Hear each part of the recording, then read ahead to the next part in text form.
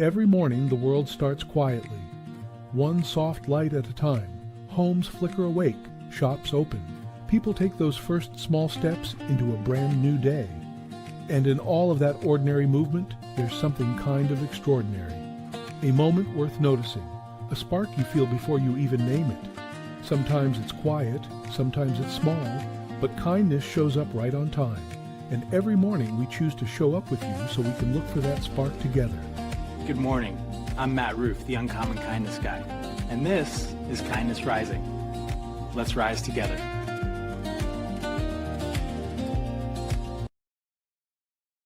Good morning, good morning, good morning, friends.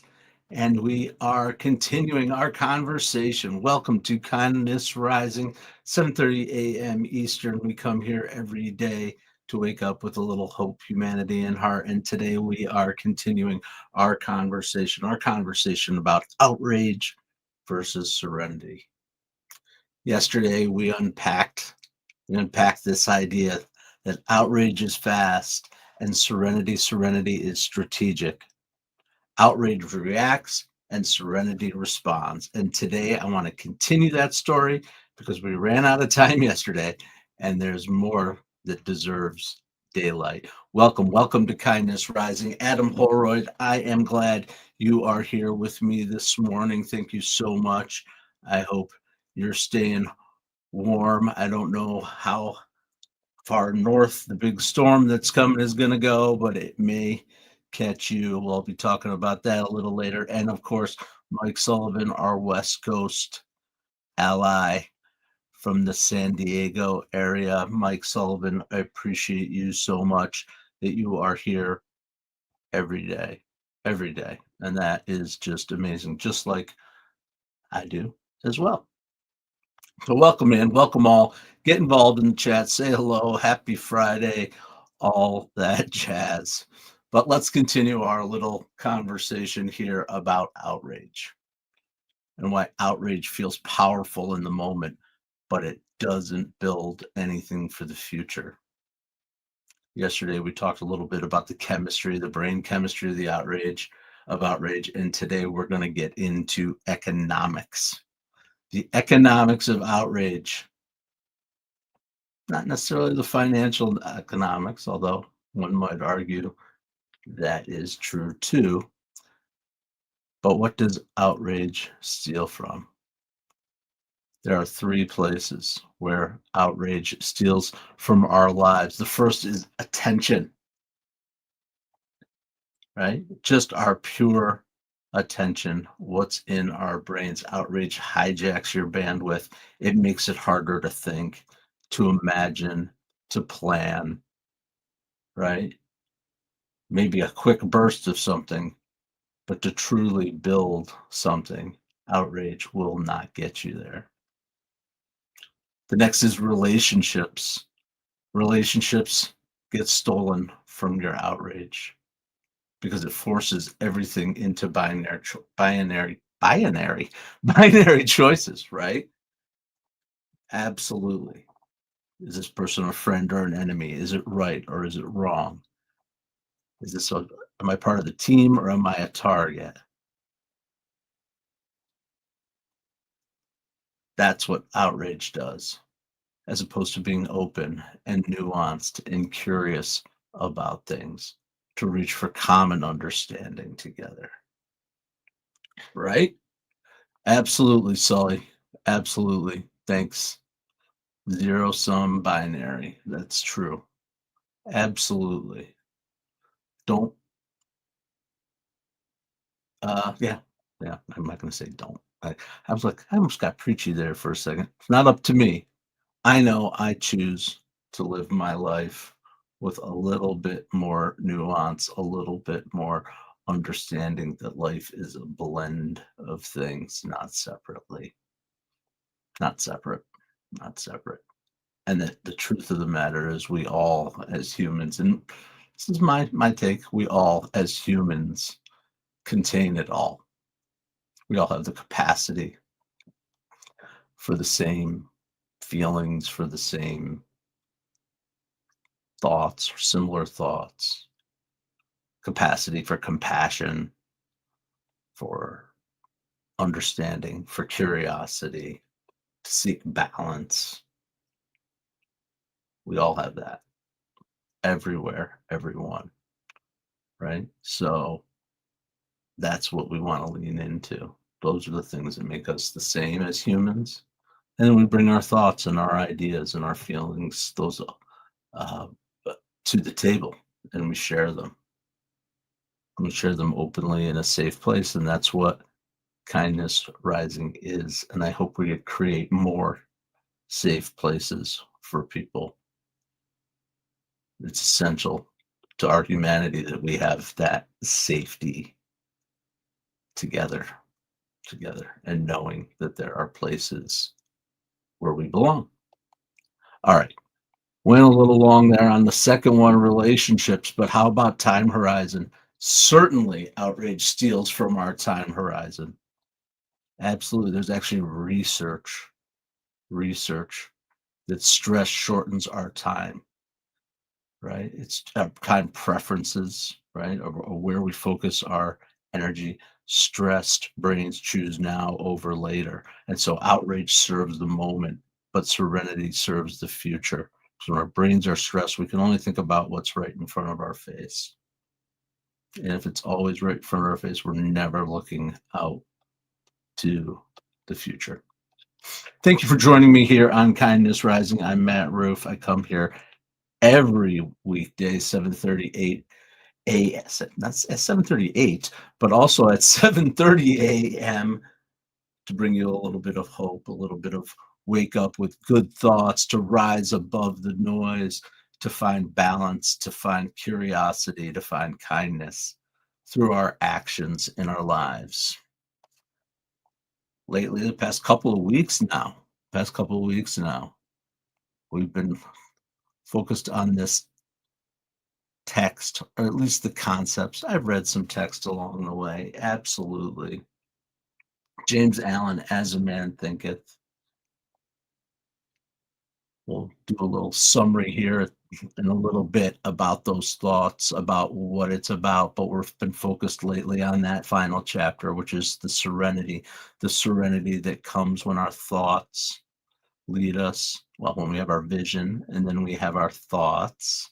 Our thoughts take us to our actions, to find our actions, which then creates our identity in the world, right?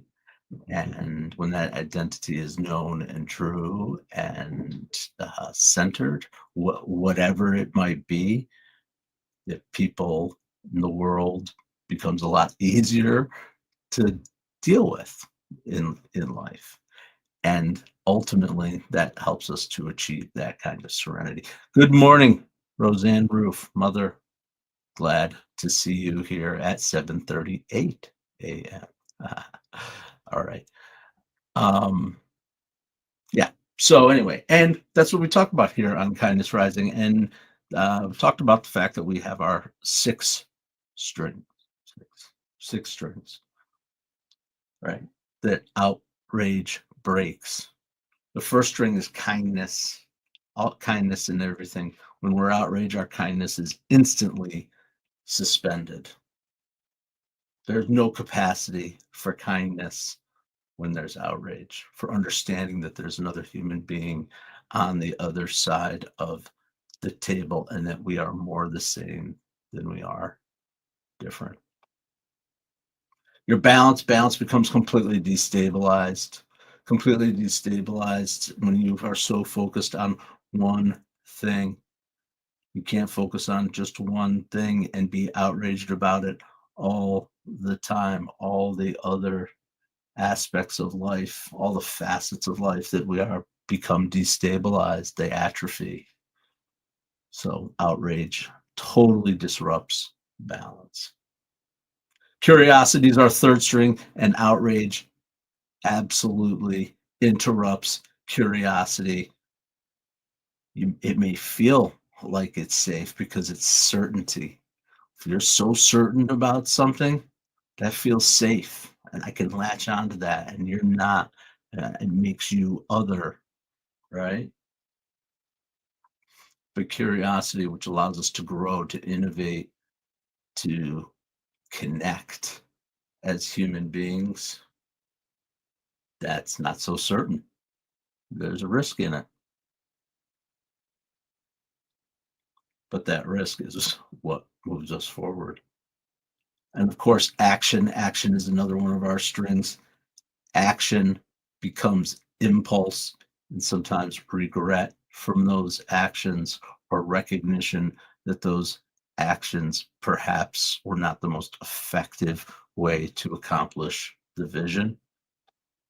And it usually means action that takes away from, in my experience, action that takes away from somebody else versus adds to their life. That's how outrage interrupts that string, breaks that string. Self-awareness, self-awareness. The ego takes over entirely, right? There's no self-awareness in outrage. It's all about the self, but it's little self-awareness of how you what where yourself is and how you impact others. And lastly, growth. Outrage absolutely stops growth in its tracks dead. There is no way you can grow and develop and become if you're outraged all the time. That's how outrage breaks the six strings. Thanks, everybody. What's going on out there on a Friday as we talk about outrage? Lots of stuff going on. I'm going to bring some other things into the picture here. I'm going to give you an update, a live stream update, a couple of live stream updates, a couple of really important ones. One, first important update. Boom, boom, boom. Yesterday, last night, Jason Hewlett show started on the Mornings in the Lab Network. It's not in the morning. It's at 5 p.m. But it's Jason Hewlett talking about a lot of F words, coming from Jason Hewlett. But those F words, family, faith, funny. I forgot there's a couple more. Not the typical F words. Jason Hewlett bringing his unique stylings to topics of the day on the Mornings in the Lab Network. Next week or in 2 weeks, we're going to have Cheryl joining us, and she's going to be bringing joy. And yeah, it's Cheryl Whitaker. So it's amazing. The programs are growing. And I'm excited about that. So stick around with Mornings in the Lab and the Mornings in the Lab Network, starting with Kindness Rising, 7:30 a.m. Eastern every weekday. Then get on over to Mornings in the Lab with Keith, John, and friends, and keep an eye out for the Jason Hewlett show. Jason Hewlett, Hewlett. He's out there. Trust me. He's out there. He's actually a pretty funny guy. He's got some really good stuff, and smart. So that's what we like here on Mornings in the Lab Network.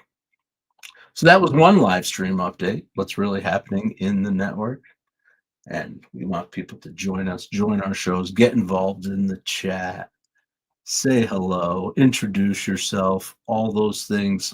Get involved, jump from show to show. I love it. Sully Holroyd, I know you both have spent time on other shows. Roseanne, you pick and choose your shows. Mom, I guarantee you're going to love Cheryl and definitely Mr. Hewlett. So check them out. Yeah. Stick with us. We're building here. We're building something for sure, something positive, something that helps people rise above the noise, something that helps people express themselves in new ways and stand out amongst old. Not old. My brain just went old for a second. Makes people stand out against all of the noise. That's basically what I'm saying. Anyway.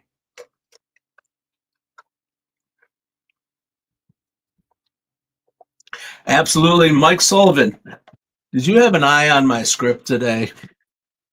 We talked about. I put my mug right down in front of my new camera. I got a new camera angle too, by the way. Maybe some have noticed. I'm trying lighting angles, little different things to maybe make the show, make things a little bit more entertaining, engaging. And I always love feedback when I make changes, and I get it. So bring it on, bring it on, bring it on. Thank you. Whatever will help you to make this a better experience for you. Okay. So anyway, Sully, yeah, you're clearly like in my brain because the next thing I was moving into was the neuroscience, the survival mode that our brain goes into. Maybe you're inside my brain. I don't know. Anyway, our ability to have executive function, to think, to prioritize, to flex, to regulate our emotions, all make long-term decisions, right? That all comes um, that all comes online when our threat system goes offline. That's what I was trying to say. You got systems, right? You got your threat system online, your chill, calm system, right? And it's parts of your body. Cortisol, adrenaline, the amygdala, that's the machinery of survival. Our brains were developed to survive. And it really helps in the moment when you're under a threat, but it's terrible for the long haul. Terrible. Executive function, all that critical thinking, low threat, low cortisol, a little bit of space. Sounds to me like serenity, right? Why serenity isn't chill though, because serenity doesn't necessarily mean that you just sit there and daze off into the space and you just I do that sometimes too, and sometimes that's important too because the thoughts come free flowing. But my point is that's not what I mean when I talk about serenity. I'm talking about actually cognitive scaffolding. All the structures in your brain being ready to deliver wisdom, to feel the wisdom, to have impact, to protect the future, to push yourself to the future. And here's where the problem sits, I think, my opinion. I'd be interested in yours too. Right now, it feels like the world is trying to solve future problems in that brain mode, in that without the scaffolding for wisdom, right? Future problems being solved in survival mode does not sound like a recipe for success, depending on how you define success, because it certainly gets attention, certainly gets votes, it certainly gets uh, um, headlines, right? It can dominate the conversation. It does dominate. The headlines dominate the conversation. We know this, right? Every day, something new. Headline, headline, headline. It's easy to distract us with headlines, headlines. So remember that as we look into the media and the way that information is shared with us, for sure. For sure. That's my take. We got problems because we're trying to solve future problems in our survival brains. And that's why I am here trying to create a little serenity, to take a little perspective, to widen it back and look at possibility rather than trying to just survive in the moment. That's what we're doing here at Kindness Rising. One of the things we're doing. The other thing we're doing is waking up with a little coffee and talking about stuff that I like to talk about. That's what I'm going to move into right now. Well, it's happened. It's happened. It started. It's very exciting that it started, in my opinion. Talked about this last week, maybe, or even earlier this week. I can't remember. But here we go. I'm about to try to share the actual update because it's so connected to what we do here at Mornings in the Lab. It's so connected to what we're talking about right now in terms of serenity and thought versus survival. Where did everybody go? Oh my gosh. Did y'all go away on me? Are you there? Oh, you're there. I'm just not here. I don't know what I'm doing. I got lost for a second there. I got too many windows open. Mhm. Okay. So anyway, this is kind of landing with a clunk because I'm trying to get here. Holy moly, that took a minute. Anyway, I'm talking about the Covey live stream. I talked about this last week again. Covey, inspirational artist in my life, creating an album, creating his art live 24 hours a day, 7 days a week for the next month. And right now, it looks like he might be sleeping or something. I don't know.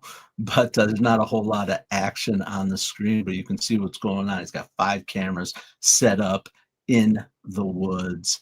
People are interacting with him, even when he's not there. Um, it's pretty cool. It's pretty cool. And I watched for a bit yesterday because it's just absolutely fascinating. And he's actually he's creating his album. He's writing music, showing the actual creative process live for a month. It's amazing. And the music is phenomenal. And just watching how it's all pieced together. What an amazing opportunity for people to watch a process, regardless of whether you like the music, regardless of whether you like onions. You can see on Cam 5 there, the onions. That's a whole thing within the live stream. It's pretty funny.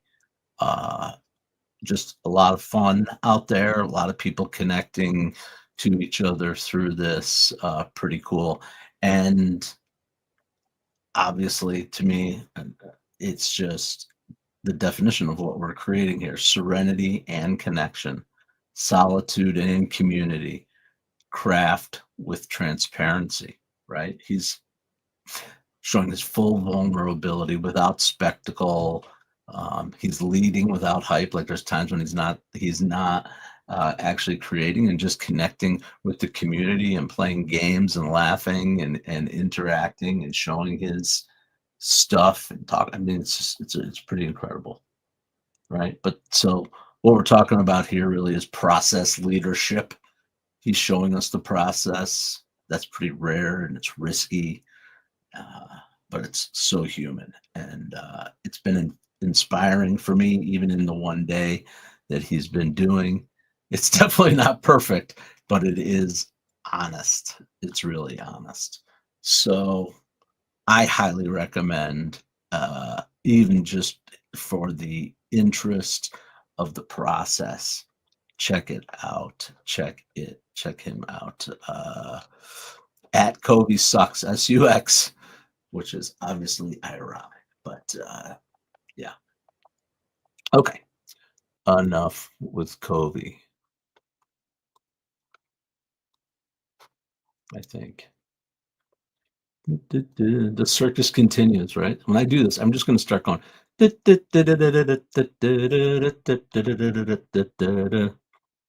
funny. Hi, everybody. Yes. Yes, Mom. Thank you. Thank you.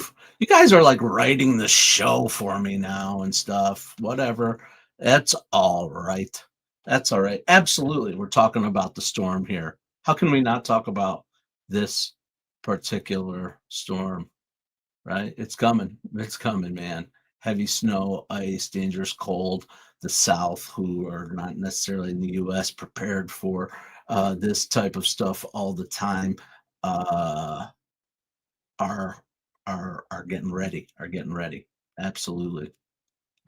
just talking about it this morning. We're getting ready here calmly. We have our preparations going on to make sure if there's power outages or if there's transportation issue or heat loss, we got it all. We are under control and we will be good. We will be good. We got plenty of rations, games, battery powered things. We're going to be all right. But here's what I want to talk about with regard to the storm, the Bazooka Circus. I don't think I know that, the Bazooka Circus. Fear and Loathing. Okay. Hunter S. Thompson. Yeah, I'm not familiar. I should. That's one of those. That's one of those ones. It's, oh gosh, I didn't realize this. It's one of those ones that I should be super familiar. Should be in my lexicon. Hadn't read it. Haven't seen it. Images are obviously iconic, but thanks, Sully. Maybe that'll be something I'll buckle down and see if I can watch. Absolutely. So we are talking about the winter storm coming and why it's important and what's important to us on Kindness Rising.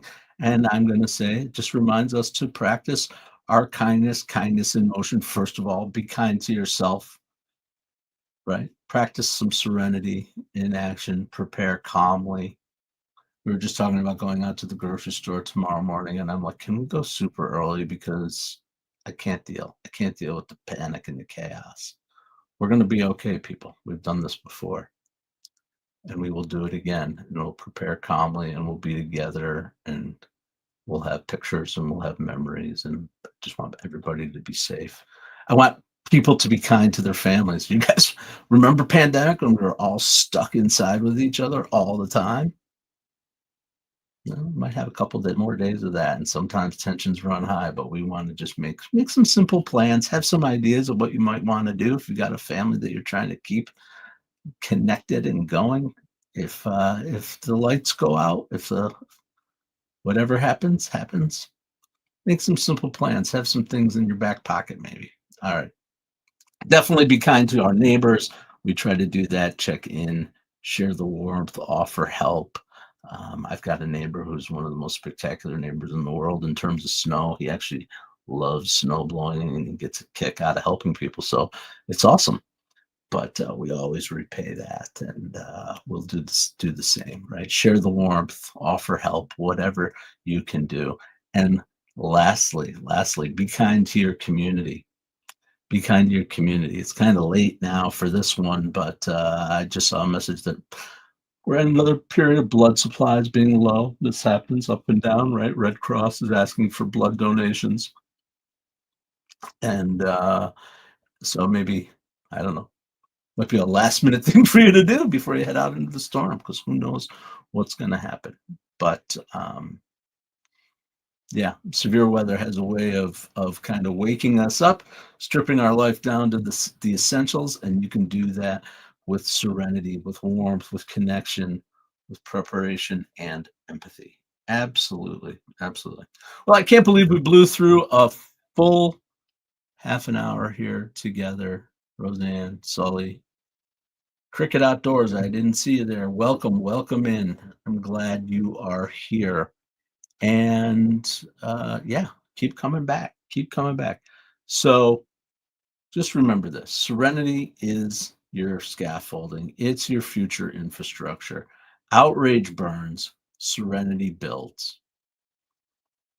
Reaction is all about survival, response is about wisdom. Outrage might win the moment, but serenity wins the decades.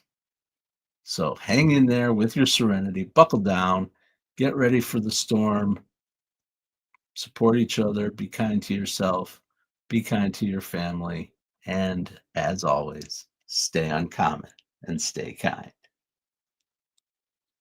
Okay, Matt, we got the memo about the Kindness Rising promo, but what exactly are we promising people? And is there craft services? Hey, I need snacks too. Gentlemen, focus. Kindness Rising multiplies kindness, and helps people get up on the right side of the bed. So wait, we're not doing another angry headline show. Exactly. We rise above the negative, divisive noise. Translation, less rage bait, more high fives for humanity. And this is live, like actually live. Yep. We go live on YouTube and LinkedIn, 7:30 a.m. Eastern, every weekday. Wait, if it's live, what if I forget my lines? Then you improvise. Okay, so our tagline is basically wake up, tune in, and start your day with kindness. Exactly. Kindness rising, good vibes, practical tips, and a reason to get up on the right side of the bed. You heard the boss. Subscribe now before he makes us do a TikTok dance. Kindness rising. Wake up, tune in, and let's make some good noise.